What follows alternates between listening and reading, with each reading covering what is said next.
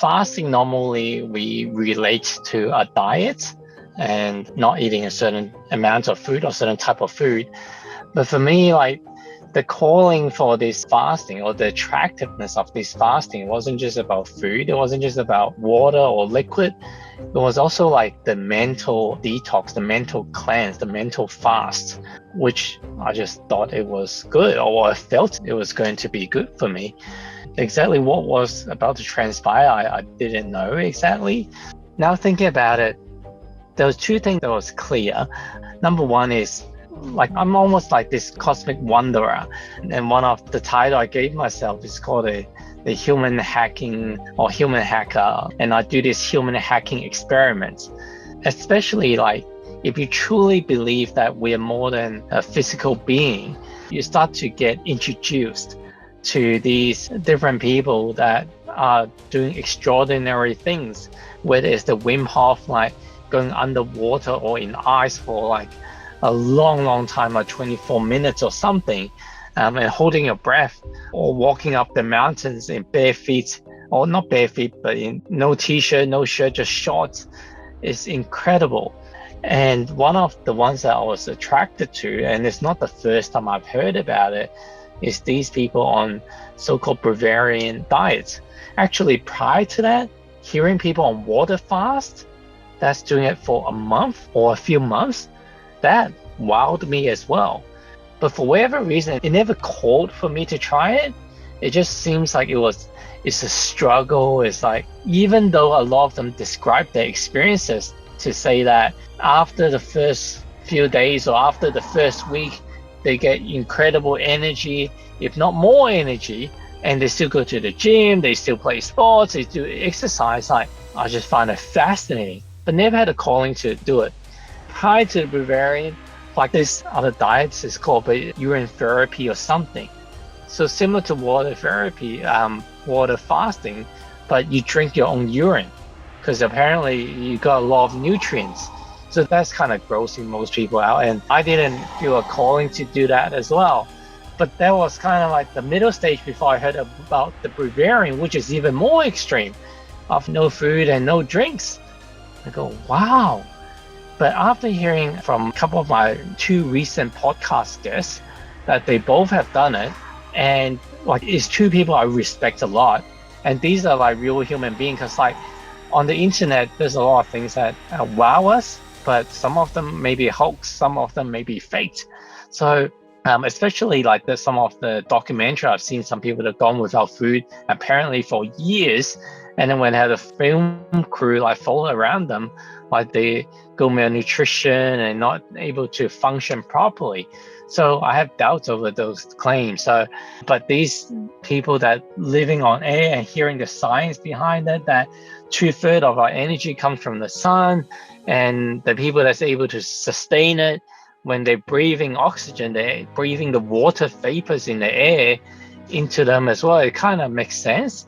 But what also attracted me is that, like, for a long time, I only heard that the monks in the high mountain is able to do it when they don't move much. But to live a modern lifestyle, to do this as well, like to do exercise, I find it incredibly fascinating. So I just thought I'll give it a try. And it was also a good time for various reasons. We just had Chinese New Year, we just ate a lot. And so in preparation for this, I had previously done intermittent fasting, which is like you eat like for 8 hours and you fast for like 16 hours. And it wasn't too difficult. So you basically eat 1 meal a day to 1.5 meal a day. So I did that for like a week to 2 weeks. And so I kind of got used to like not eating much anyway. So the week leading up to it, I didn't have like a big feast. I didn't have a last supper. Like when I was young, I used to do this thing for World Vision called a 40 hours famine. And you just cram as much food as you can and just feel so full before you start the journey. And I remember I didn't last that long. Within 24 hours, maybe even 20 hours, I'll be sneaking food in. So going into this, for whatever reason, I said 7 days, and that was the target. The people around me, there was a doctor that I shared this with, and he said, just like, why are you doing this? I said, well, I just felt a calling, and part of the calling is just returning to home. Like, there was the message that showing me a path on how to get home. He said, well, if that's the aim, like, you may not need to do it for 7 days. Like, once you feel the effects of it, then you can come out. And the second person I had on my podcast, she shared that she didn't go as extreme of doing it for months and months. And she did it for 3 days the first 2 times. And the most recent time, she did it for, I think, 5 days. And she would have gone for longer if she didn't have the event on that she had to speak at, which takes quite a bit of energy. So she started drinking water. So I took that in my stride to know that there's a real possible health risk by not eating. So just watch the body as well. And the other thing I wanted to go through during this period is maintain a level of normalcy. Because I think if I just go in a cave or go on a retreat, regardless of whether I've done it or not, whether it lasted like 3 days, 5 days, or 7 days, that most people couldn't relate to that. But if this is truly something that's beneficial, it has to be somewhat duplicatable. So I set the duties of caring for my wife and my kids. So that's how I kind of began. I started on Mondays to stop consuming digital content and food and water. But I allowed myself like approximately half an hour to be on the phone, half an hour to be on the internet to check emails, so for work and stuff. So for other people that needing to actually do some stuff using digital device or computers that they could kind of mimic the same thing. So within the lunchtime of the first day, like, I was already feeling hunger, like strongly hunger. And considering that I've been doing intermittent fasting, that I wasn't eating till probably around 2 o'clock, a light meal. Around 12 o'clock, why am I so hungry? And I'm thinking that maybe it's like my mental trajectory that I'm going to be without food for a long time, and it's projecting that fear. And so I was mindful of that, and I did certain strategies to try to calm it down, not just calm it down, but to shift the focus that, hey, like, let's just convert the light into food, or just imagine yourself that, you know how, like, if I describe that you get fresh lemon from the fridge and you take a bite out of it and you can taste the sour from the fresh lemon, you can taste it almost. And some people say that the body cannot differentiate the difference, and we got different experiment people like imagine themselves like doing exercise to the bicep without actually doing it.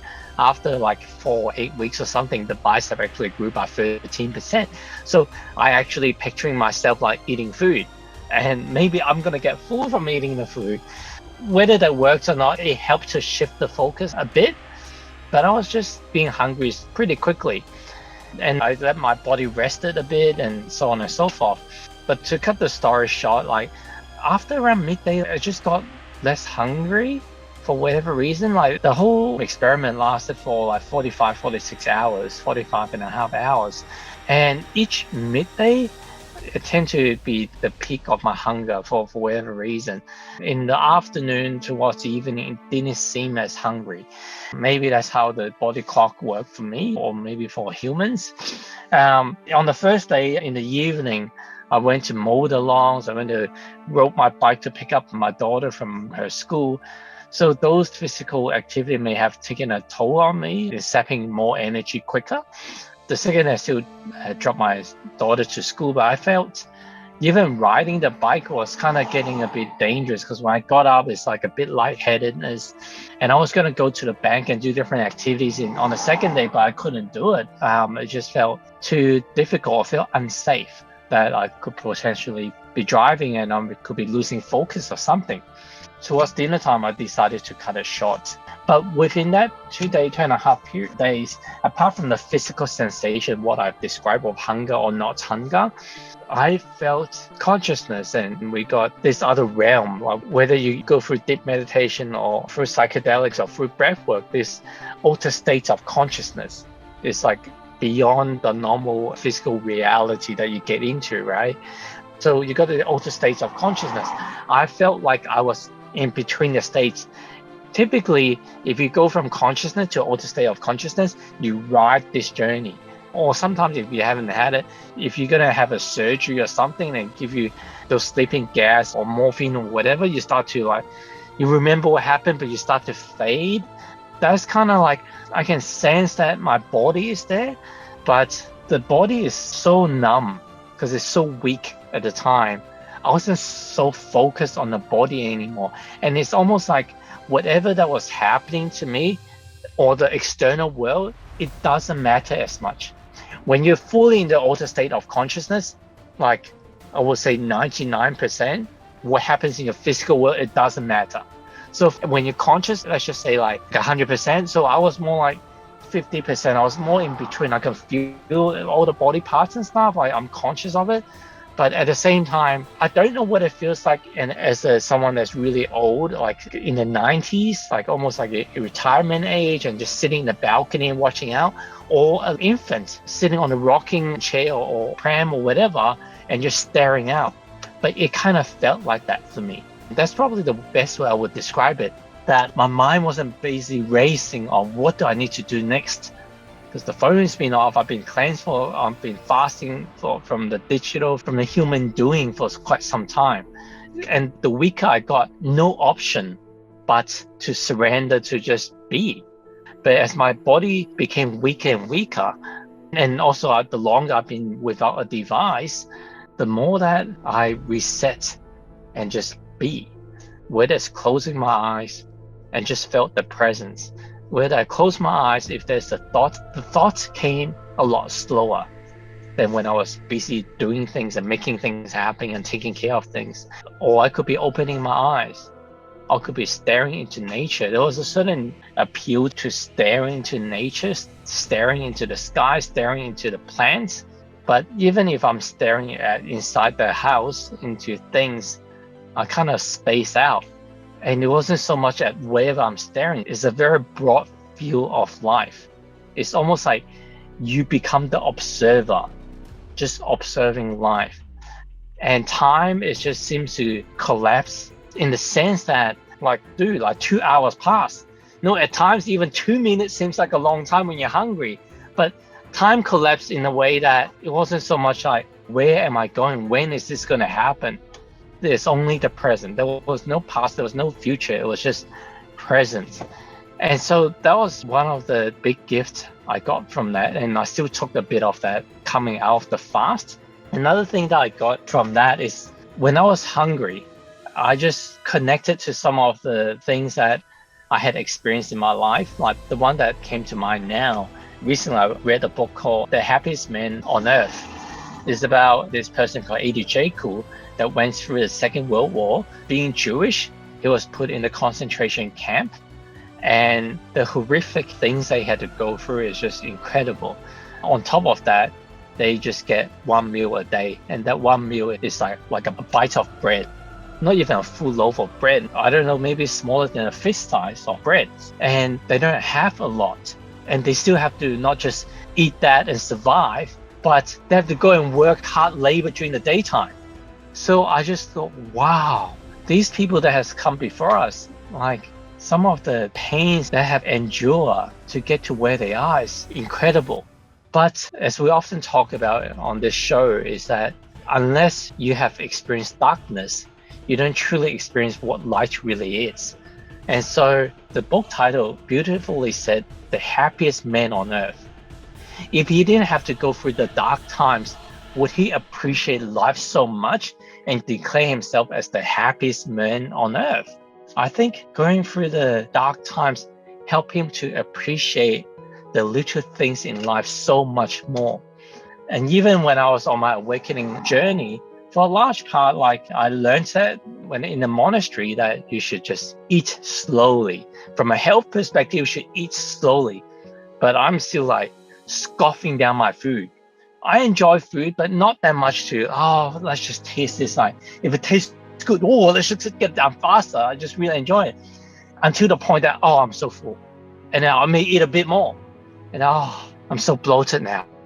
But now, like, I have a deeper appreciation for food, and each bite. Not saying I didn't have it before. Like, we always say our thanks, like, for the food, like before we eat and stuff. But now it's different.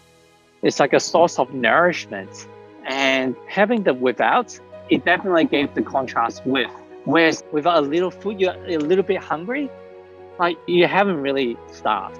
And even for me, like for 45, 46 hours, like it's still nothing compared to what some other people had gone through.